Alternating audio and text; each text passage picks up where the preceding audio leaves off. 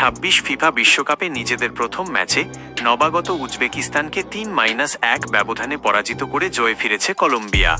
Mexico সিটির Estadio আজটেকা অনুষ্ঠিত এই ম্যাচে দুর্দান্ত পারফরম্যান্স দেখিয়েছেন কলম্বিয়ার তারকা উইঙ্গার লুইস দিয়াজ।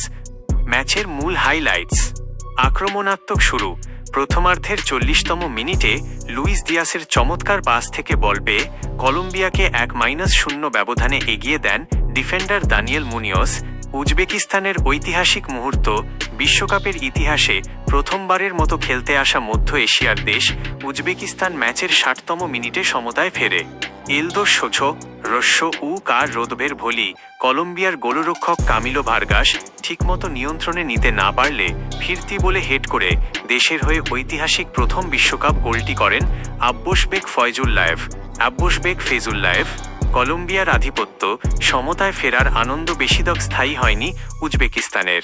মাত্র 5 মিনিট পর 65 মিনিটে লুইস দিয়াস নিজেই গোল করে কলম্বিয়াকে পুনরায় 2-1 ব্যবধানে এগিয়ে নেন। এরপর ম্যাচের অতিরিক্ত সময়ে 90+9 মিনিটে বদলি খেলোয়াড় জ্যামিন্টন ক্যাম্পাস হেডের সাহায্যে গোল করে দলের 3-1 ব্যবধানের জয় নিশ্চিত করেন।